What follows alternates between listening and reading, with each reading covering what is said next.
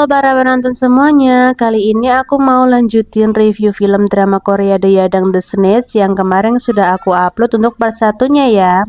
Baiklah, langsung saja kita ke cerita berikutnya tentang rencana Jaksagu yang akan memfitnah kandidat capres nomor 2. Dengan otak belisnya, Jaksagu segera melakukan perintah Chuhun dan segera menyusun rencana untuk menjatuhkan Park Yun Sok.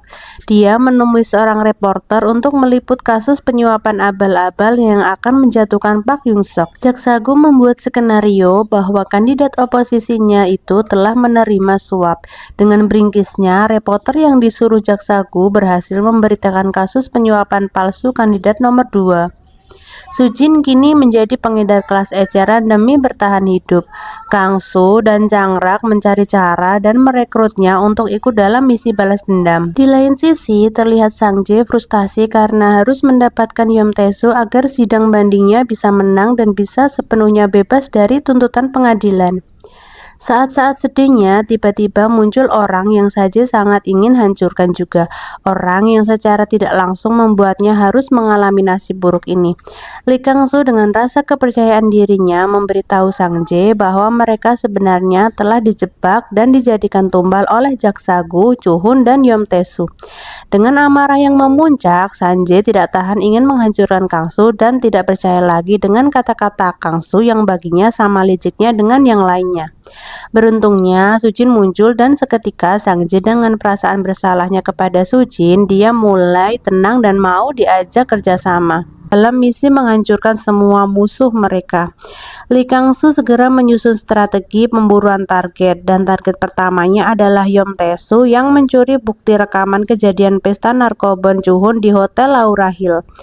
Diketahui Yeom Tae-soo akan mengadakan suatu transaksi besar narkobon dan mereka berniat menjegalnya barangnya sampai ke Yeom Tae-soo sampai akhirnya Yeom Tae-soo mau muncul dengan sendirinya. Target kedua adalah Chuhun, si putra kandidat presiden nomor 1. Setelah Sujin berhasil mendapat informasi pesta narkobon yang biasa dilakukan Chuhun, dia akan kembali merekam semuanya untuk dijadikan bukti yang kuat.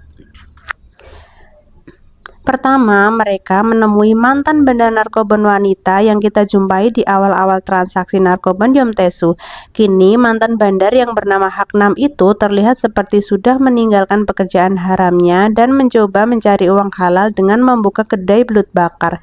Tapi Sang Jae paham itu hanya sebuah pengalihan saja, dan benar saja ternyata Haknam masih bergelut dalam bidang pernarkoboan. Awalnya dia tidak mau bekerja sama menangkap Yeom Tae-soo, tapi karena kepandaian Sang Jae dalam memprovokasinya, akhirnya Haknam mau membantu mereka. Haknam segera mencari informasi tentang waktu dan tempat transaksi narkoba yang akan dilakukan Yeom Tae-soo. Dengan semua jaringan yang masih Haknam punya, dalam 1 menit pun Haknam langsung mengetahui informasi detail transaksi itu. Saat narkoba yang diselundupkan dari Tiongkok tiba di pelabuhan Incheon, anak buah Haknam akan membawa ke gudang dan mengemasnya dengan rapi. Kemudian, truk pengangkut belut Yamamoto akan datang dari Jepang ke gudang. Di sini, anak buah Yeom Tae-soo mulai mengambil alih dan segera memasukkan narkoba ke tangki belut, langsung menuju Busan untuk diserahkan kepada Yeom Tae-soo.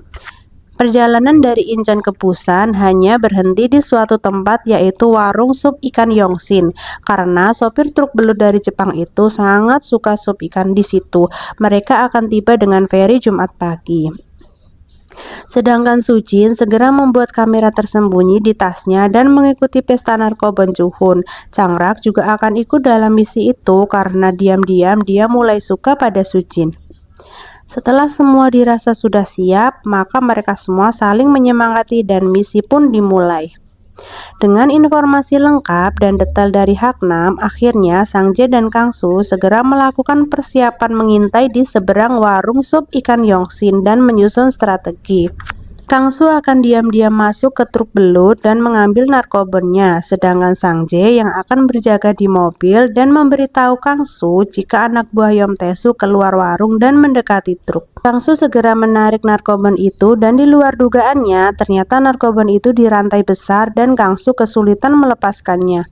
Sang Jae melihat anak buah Yom Tae-su keluar dari warung dan ternyata dia menemui Yom Tae-su yang tiba-tiba datang. Melihat Yom Tae-su, amarah Sang Jae tidak terbendung. Dia meninggalkan Kang Su dan menghampiri Yom Tae-su untuk menghajarnya. Tapi Yom Tae-su berhasil kabur dan Sang Jae malah baku hantam dengan anak buah Yom Tae-su. Kang Su segera menjebol truk yang awalnya tidak diketahui oleh Yom Tae-su, tapi karena keoonannya Sang Jae, Kang Su harus berakhir ketahuan dan duel maut dengan Yom Tae-su. Yom Tae-su yang paruh baya dan kroco-kroco Yom Tae-su bukan tandingan Kang Su dan Sang Jae yang bergairah balas dendam. Akhirnya, bukti rekaman kasus di Hotel Laura Hill berhasil mereka dapatkan. Sujin berhasil melewati penjaga dan mulai masuk ke dalam pesta di sebuah kapal. Dan dia juga berhasil merekam saat Chuhun menyuntikkan narkobon ke lengannya. Sujin segera melapor pada Kang Su dan Changrak melapor ke kejaksaan. Sang Jae membawa Yom Tae-su ke kantor polisi. Dia mulai kasihan dengan Kang Su setelah mengetahui langsung dari mulut Yom Tae-su bahwa jaksa Gu yang ingin melenyapkan Kang Su. Padahal banyak jasa yang Kang Su sudah lakukan. Kembali ke misi Sujin, sialnya setelah Changrak melapor ke kejaksaan, jaksa Gu mendengarnya dan segera menginformasikan ke Chuhun dan menyuruh Chuhun segera pergi dari sana sebelum datang penyergapan dari tim kejaksaan. Dengan tatapan tajam, Chuhun mencari siapa dalang dari pelaporannya kali ini. Di kantor polisi, seorang antek-antek jaksa Gu melapor bahwa Yom Tae-su telah ditangkap dan mengecek CCTV di gedung saat Kang Su, Sang Jae, dan Sujin bertemu. Jaksa Gu sempat tersentak mendengar ada Kang Su di CCTV itu. Dia mengira waktu itu Kang Su tidak berhasil lolos dari kematian. Dengan laporan ini, akhirnya Sujin ketahuan telah berkomplot dengan Lee Kang Su. Mengira usahanya telah berhasil, Sujin dan Changrak segera menelpon Kang Su. Di momen ini, Sang Jae dengan tulus meminta maaf pada Sujin karena waktu kejadian di Hotel Laura Hill dia tidak bisa memenuhi janjinya melindungi Sujin. Sujin sudah memaafkan dan dia hanya menyemangati agar Sang Jae membereskan semua orang-orang kotor itu. Kang Su juga berterima kasih pada Changrak karena tanpa Changrak mungkin sekarang Kang Su sudah mati konyol setelah dimanfaatkan jaksa Gu dan tidak bisa membalaskan dendamnya. Belum selesai mereka bersukacita, tiba-tiba sebuah truk melaju kencang menghantam mobil Sujin dan Changrak. Changrak langsung kehilangan nyawa. Seseorang berjalan mendekat dan mengambil HP Sujin. Mengetahui Sujin masih hidup, dia segera membekap Sujin untuk mengakhiri nafasnya.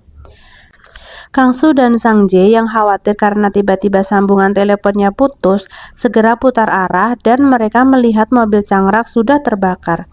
Kang Su dan Sang Jae merasa marah, sedih, dan putus asa. Sangat sulit bagi mereka untuk menangkap para penjahat itu. Para penjahat itu selalu punya 1001 cara untuk menggeliat kabur dari jeratan mereka. Tapi Sang Jae tidak mau mereka berhenti dan meminta Kang Su untuk menjadi seorang yadang sejati, menjadikan keahliannya sebagai senjata menumpas para kutu busuk itu. Kang Su mulai menyusun rencana kembali. Dia menemui Haknam dan menyerahkan narkobon yang diambil dari Yom Tae-su sebagai imbalan jika Haknam mau membantunya kabur ke Tiongkok. Selain itu, Haknam masih mempunyai keuntungan lain karena Yom Tae-su akan diburu Yamamoto jika transaksinya gagal. Jaksa Gu masih mencari bukti rekaman yang di tangan Kang Su. Dia menggeledah ruang rahasia Changrak tapi tidak menemukannya. Jaksa Gu ditelepon Haknam yang mengkhianati Kang Su karena menginginkan Yom Tae-su diserahkan padanya. Haknam menginformasikan bahwa Kang Su dan Sang Jae sedang ke kampanye partai kandidat nomor 2 untuk menyerahkan rekaman video itu. Sialnya, di sini Sang Jae dihadang oleh bodyguard kandidat presiden nomor 2 dan malah diculik dan dibawa oleh jaksa Gu. Malam ini akan diadakan sesi debat capres dengan topik penyalahgunaan narkobon oleh putra kandidat presiden nomor 1 Cho Sang-tek. Jaksa Gu segera memutar otak untuk melakukan sesuatu yang dapat membalikan keadaan dan membuat seolah-olah Chuhun tidak terbukti menggunakan narkobon. Saat debat akan berlangsung, di sebuah acara TV menampilkan video yang direkam Sujin saat Chuhun menggunakan narkobon dan jaksa Gu lah yang sengaja menyebarkannya.